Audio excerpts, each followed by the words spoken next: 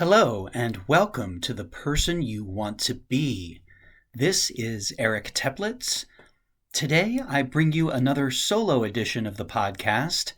This is an audio essay entitled Achieving the Impossible. All truth passes through three stages. First, it is ridiculed. Second, it is violently opposed. Third, it is accepted as being self-evident. Arthur Schopenhauer, German philosopher, 1788 to 1860. I am willing to bet that at some point in your life, you have already achieved the impossible. How am I so sure? One simple reason. The concept of impossibility tends to be both subjective and malleable. If you were sent back in time, now I know that's impossible, but humor me. If you were sent back in time a mere 125 years and told someone you encountered that during your lifetime you had traveled in an airplane and that this kind of thing was routine where you come from, you would probably be dismissed as a nutcase. Human flight, not so long ago, was widely considered impossible. Go back around 400 years, not even a perceptible blink in geologic time, and try explaining to the powers that be that it is a provable fact that the Earth revolves around the sun and not the other way around, and you might very well be putting your life in jeopardy.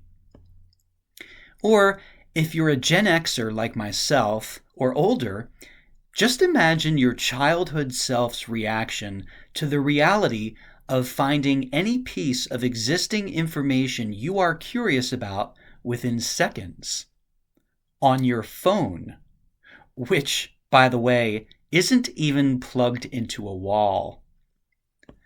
Sure, these are examples of huge breakthroughs that for most of human history seemed impossible to the collective, yet are now taken for granted every day by the majority of us. But the same idea applies on an individual level as well. If you've been around for even a decade, what once seemed impossible for you personally eventually became not just possible, but something you actually achieved. This is because you changed physically, you developed some new skills, and or something in your environment changed. As a result, your concept of what was possible also changed. Maybe it happened incidentally or even accidentally, but you somehow were able to achieve something that earlier in life you never imagined you would or could. You became tall or nimble enough to reach the cookie jar. Someone showed you how to throw a ball, read, write, send an email, cook something, ride a bike, drive a car, or play a particular song on a particular musical instrument, and you practiced doing it until it became automatic. The internet became available to you, and you learned how to navigate it. You developed the capacity to teach yourself things. You explored your neighborhood, a part of the world far away from your neighborhood, a growing interest, or an aspect of your own potential. You read a particular book or were introduced to a particular person, and this blew open your worldview and forever changed you. And now, looking back, you can see that your prior worldview, which you once were convinced was the capital T truth, turned out to be seriously flawed and severely limiting. I'm here to tell you that your worldview is still seriously flawed and severely limiting. So is mine. The tricky part, I find, is in dropping my egoic defenses long enough for my current belief systems to be punctured so that a more expansive sense of possibility can seep in. We often have plenty of conditioning to overcome as well before we can accept the reality of greater possibilities for ourselves. Once we are able to break through these barriers, however, all kinds of impossible things suddenly become possible. From impossible to possible, step by step. In his book, Be Iron Fit, an Ironman Triathlon Training Guide, Don Fink describes the process of achieving the impossible as having 4 distinct psychological stages or phases. These phases are progressive and predictable. Using the example of an ordinary person considering the prospect of completing an Ironman triathlon, he describes this process as follows, and I quote, "The first phase is non-belief. For most of us, the first triathlon we see is the Hawaii Ironman on television, and the first thought that comes to your mind as you stare at the screen is, 'That's impossible.'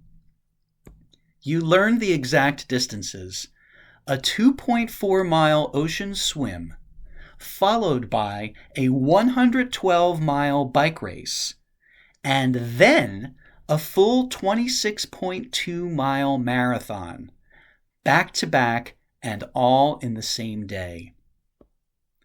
The second phase is realization. You watch more of the race. You get pulled into it. Wow, there are people who can actually do this. The impossible starts to become possible. At least it becomes possible for these people. The third phase is curiosity. You start asking questions.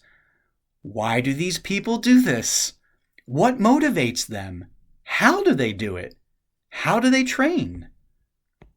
Then comes the final stage, the dream. You ask yourself the big question. I wonder if I could ever do it. I wonder if I could ever be an Ironman.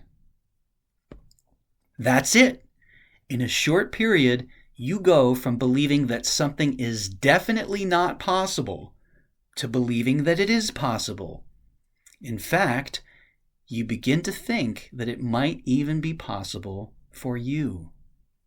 End quote.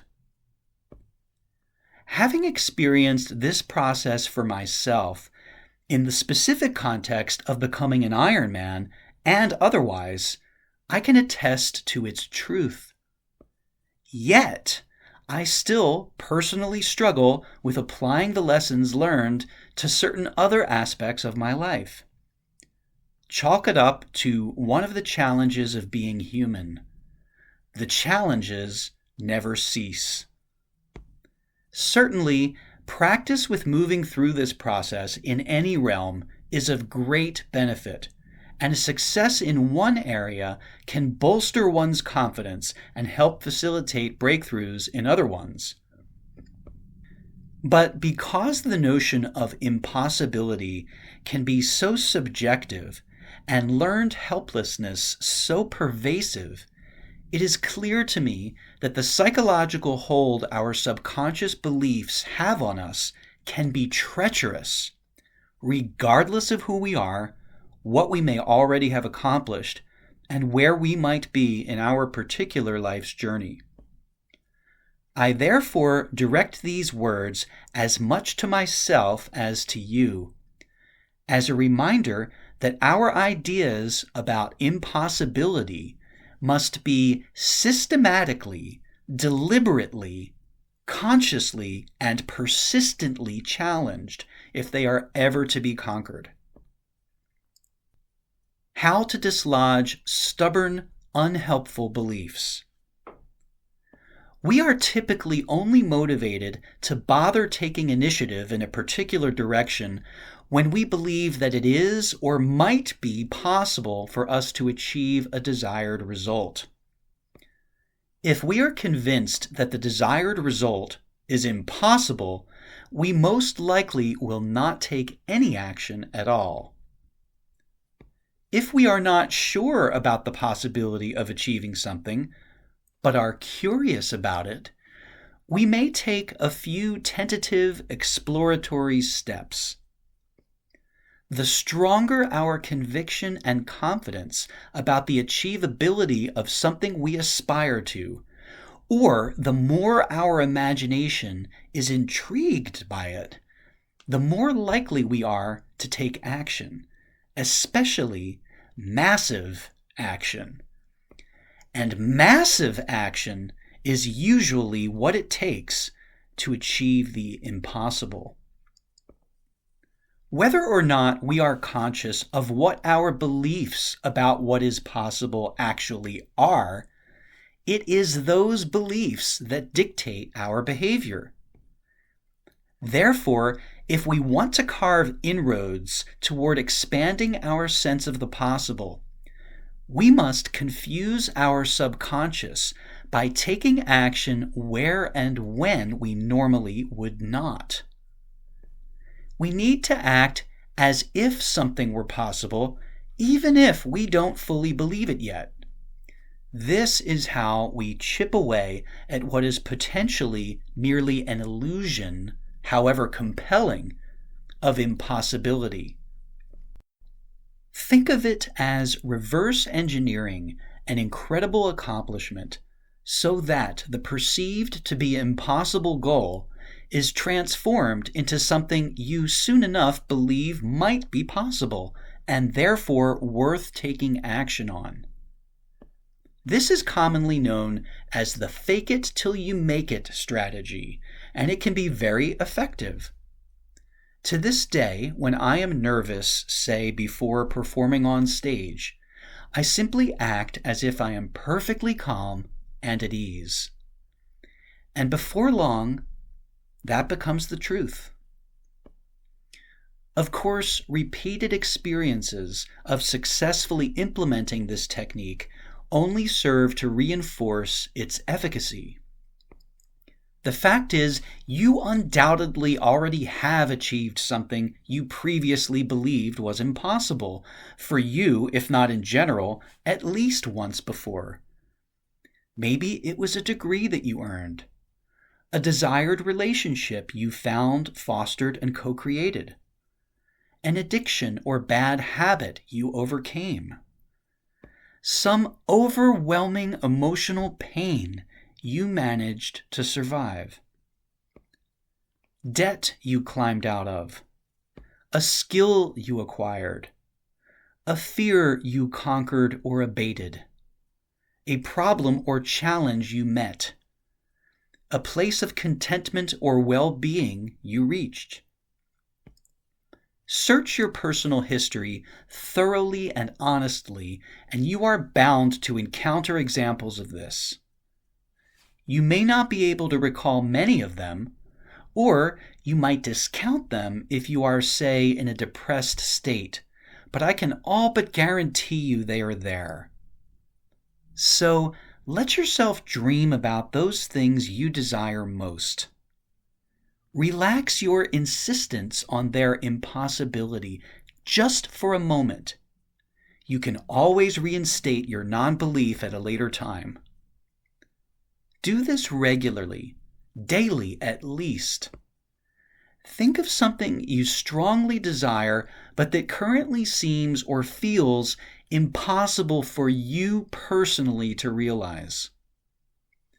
How would someone else, someone who was in your position but believed without a doubt that achieving this goal was totally possible, behave? What kinds of things might that person do? Make a list, pick the easiest one, do it, and see where it leads. Then repeat this process until you die. What do you have to lose? you might just amaze yourself and others by shaking the realm of the impossible at its core and blasting open the realm of the possible. Thanks for listening to today's audio essay. If this topic intrigues you, I invite you to explore an online course that I created, which is called Opening to Greater Possibilities. You can sign up for a free preview of the course by visiting my website, ericteplitz.com. Stay tuned next week for another interview edition of the podcast.